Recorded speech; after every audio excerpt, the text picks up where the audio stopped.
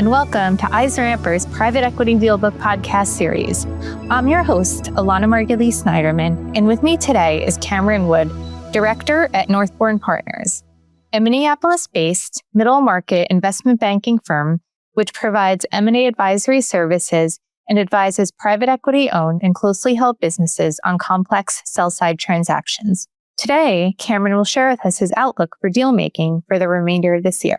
In addition, he will discuss best practices for companies contemplating sell-side transactions, including legal considerations, trends in the due diligence process, and more. Before we dive into the conversation with Cameron, don't forget to hit the like button and subscribe to EisnerAmper wherever you listen to your podcasts. And you can also find us on YouTube at EisnerAmper. Hi, Cameron. Thank you so much for being with me today. It's good to be here, Elana. Thank you for having me. Absolutely, Cameron. So to kick off the conversation, tell us about your background in Northborne Partners. Sure. I come at this a little bit from a little bit different perspective than most investment bankers. I spent the first 10 years of my career as an M&A lawyer before joining Northborne in 2021. So I started out at a larger firm in New York called Cleary Gottlieb, where I kind of started in corporate transactional law, and by the time I left there, I was doing mergers and acquisitions exclusively. Moved back to Minnesota in 2014 to continue my legal career at Dorsey & Whitney in Minneapolis, where I became a partner in the M&A group there, and that's where I met a number of the folks who started Northborne when they were at a different firm called Green Holcomb Fisher, which was a boutique sell-side investment bank similar to what Northborne is, that existed in kind of the early 2000s until they sold to BMO Capital and became a larger part of that bank. And a group of those bankers decided to move back to the boutique investment banking model, and that's when they started Northborne in 2021. And that's when I joined them. So what's interesting is 4 of the 5 founding partners were also M&A lawyers. So for me, it was a good transition. It was a good opportunity to join a group of folks who had a similar background as me. And I really think it's an interesting aspect of our bank generally. We have folks from different backgrounds, lawyers, accountants, and those experiences are really beneficial to us when we represent our clients in an M&A process. Those clients are mostly founder, family-owned businesses, so it's useful for them to have an advisor that understands all aspects of a deal. I'm no longer a lawyer or providing legal advice, but the fact that I've been there and done that can be very helpful to our clients when we get to that point of a process. So that's kind of Northborne in a nutshell in my experience. At EisnerAmper, we are creative problem solvers that take a 360-degree approach focusing on you. We're an award-winning firm with decades of experience. EisnerAmper, let's get you ready. Cameron, as we're recording this podcast, it's definitely a very interesting time for what the landscape for deal making looks like amid the recent news of Trump's tariffs. So I would love to hear your top of mind thoughts. Interesting is one way to put it. A few weeks ago, I think my answer would have been different than it is now. And, it might be even different from the time this airs, but it's definitely a dynamic situation. Bottom line is it's no one really knows what's going to happen. In M&A generally, one of the hardest things to deal with is uncertainty. And I think right now there is a lot of uncertainty. Going into this year, there were a lot of positive trends in M&A. I think 2024 was a tough year to get deals done. I think a lot of those factors behind that have been lifting. Interest rates that were lowering, access to capital is improving. From our perspective, buyers, particularly financial buyers, private equity, seem to have growing appetite to acquire new platforms. So all those were very positive. And obviously the current geopolitical situation, tariffs included, it makes it a little tougher. But when we think about when is the right time to sell your company, which is often a question we have in a discussion we have with our clients, we boil that down to four distinct sub questions. The first is, what is the right time for the owners? The second is, what is the right time for the company itself? The third is, what is the right time for the economy? And the fourth is, what is the right time for buyers? And, 3-4 weeks ago, I would have said the impact of tariffs is really limited to that second question, the right time for the company. And what I mean by that is, as long as it doesn't have a direct negative effect on you, you're sourcing things domestically, you're a service provider, then I would suspect it won't impact the M&A process. Now it's a little harder to tell. As kind of the impact of this grows, you're starting to see the breadth of those tariffs and what's happening in the global market impact the third and fourth questions, which is it the right time in the economy? Are things just generally becoming sluggish? And really the final question is it the right time for buyers? Is there an impact on capital? Are lenders going to start pulling back just generally because of uncertainty? Will that impact valuations? So those are questions that are really starting to come up over the last week or two, and not quite sure where that's going to end up yet. What I will say is, we're not pulling back on any of our deals. Our clients whose companies are still performing well, those transactions are still moving forward, and I expect that to continue to be the case. Cameron, more specifically, given your focus on food deals and asset-light industrial transactions, I wanted to hear your outlook on deal making in these sectors going forward. Yeah, food is interesting because that's an area that is continuing to grow. It's not for the most part discretionary, depending on the company. And so I think, it can be seen by a lot of buyers as a safer investment. So, if things really go south with the economy, you might see even more interest in certain food companies. Over COVID, food had a lot of swings because there were restrictions in place. There were, for a while, the food service industry that supplied restaurants and people eating out was heavily impacted because people couldn't do that. And then that rebounded and things switched over. But food in and of itself has always been a category where people are interested in investing, even if there's uncertainty in the economy. And I think I expect that will continue to be the case. And it might shift based on the type of company it is. Setting aside, the current market environment, I would say we have been seeing a shift toward a lot of interest in private label manufacturing, for example. Not just branded products, but people who make co-manufacture or make private label goods for larger companies.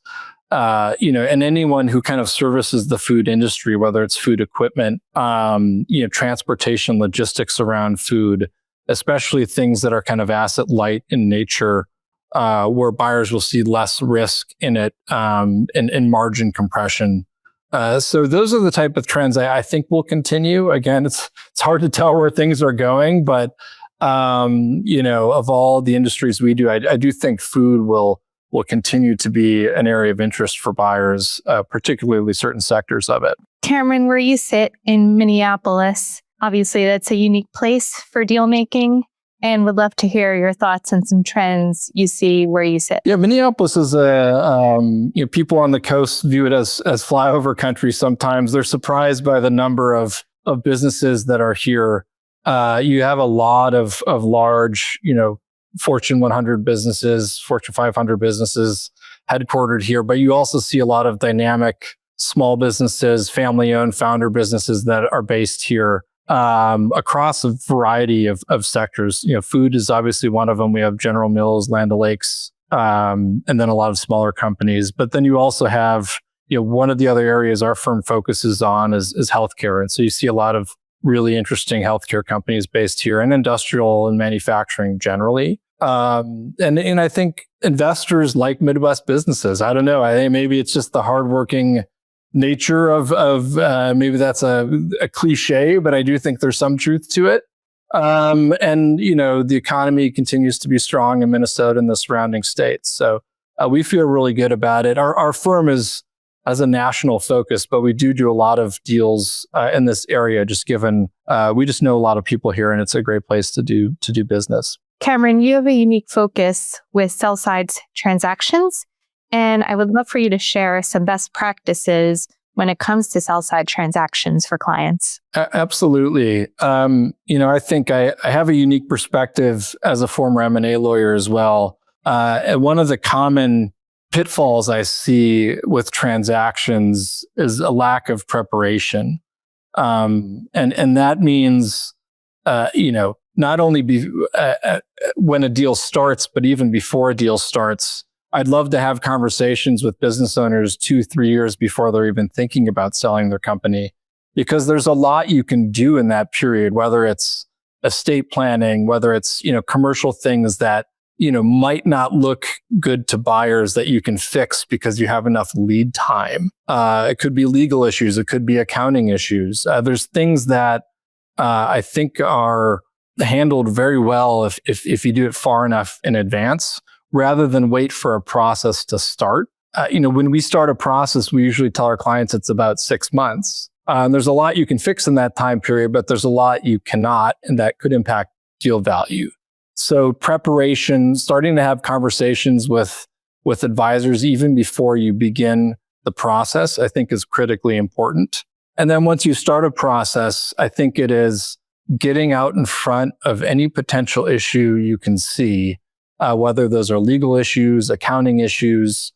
It's really your chance to do internal diligence before buyers do their diligence. Because if something is coming up for the first time when a buyer brings it up, you'll be on your heels, and that could potentially impact the process.